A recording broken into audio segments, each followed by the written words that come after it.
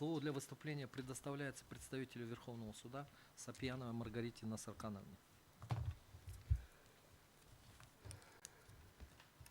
Уважаемый суд, наша позиция Верховного суда в письменном виде вам предоставлена.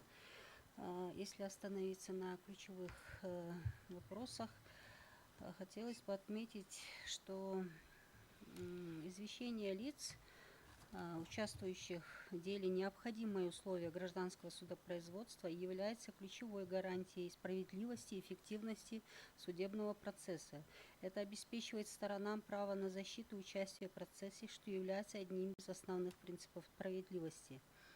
Надлежащее и своевременное извещение лиц, участвующих в деле, о месте и времени проведения судебного заседания имеет определяющее значение для своевременного и правильного рассмотрения и разрешения дела.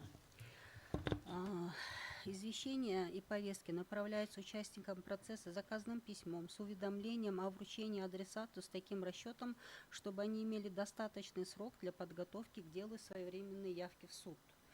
И наряду с правилами извещения процессуальное законодательство также включает положения, регламентирующие последствия уклонения лиц от реализации своего права на участие в судебном заседании.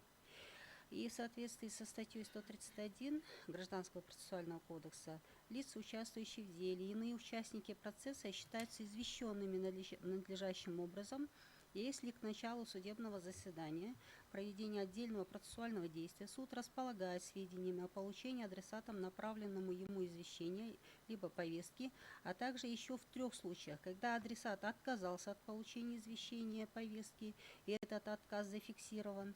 Несмотря на почтовое извещение, адресат не явился за получением извещения повестки суда, направленного судом в установленном порядке, о чем орган связи проинформировал суд. Извещение, повестка, направленная судом по последнему известному суду месту жительства физического лица или месту нахождения юридического лица, не вручено в связи с отсутствием адресата по указанному адресу. И нормативное положение, установленное пунктом 3 части 2 статьи 131 ГПК, является частью механизма, пресекающей уклонение участника процесса от получения судебного извещения. Рассматриваемая норма способствует исполнению участниками процесса их процессуальных обязанностей и стимулирует их на своевременное, добросовестное осуществление своих прав и их защиту, а также способствует реализации принципа состязательности и равноправия сторон, поскольку состязаться в отстаивании своих субъективных прав и интересов стороны могут лишь в одинаковых правовых условиях с использованием равных процессуальных средств. Обозначенная норма, являясь элементом системы положения, регулирующих процессуальные обязанности сторон, реализуется системной связи с другими нормами, регулирующими процедуру извещения лиц и принципами судопроизводства, и направлена на обеспечение целей и задач гражданского судопроизводства.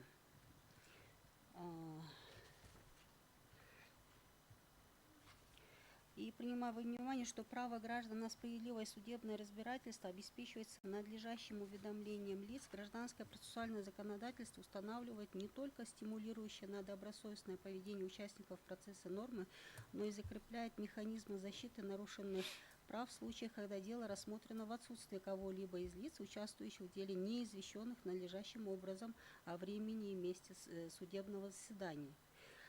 В силу пункта 5 части 1 статьи 341 ГПК рассмотрение дела судом в отсутствии кого-либо из лиц, участвующих в деле, не извещенных о времени и месте судебного заседания, считается существенным нарушением норм процессуального права и является основанием к отмене решения суда в апелляционном и кассационном порядках.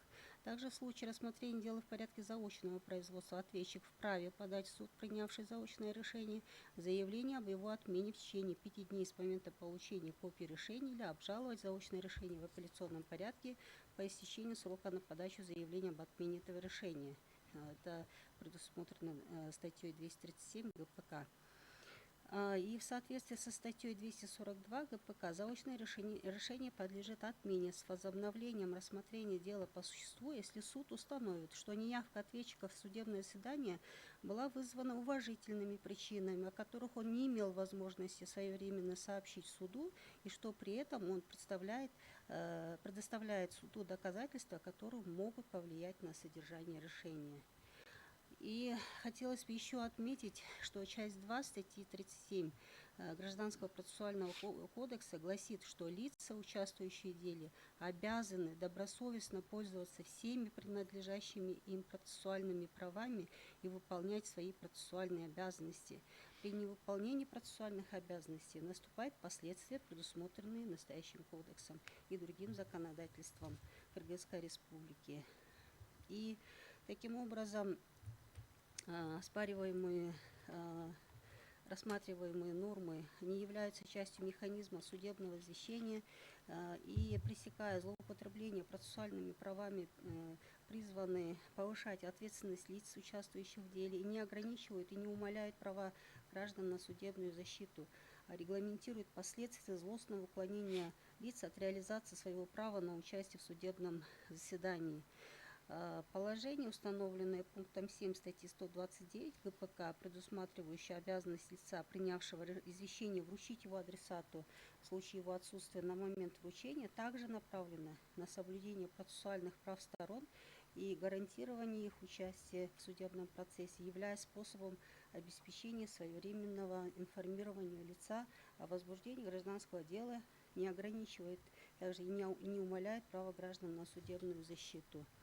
И в связи с этим мы считаем, что рассматриваемые нормы, они соответствуют нормам Конституции и не пресекают права граждан на судебную защиту. Спасибо. Вы можете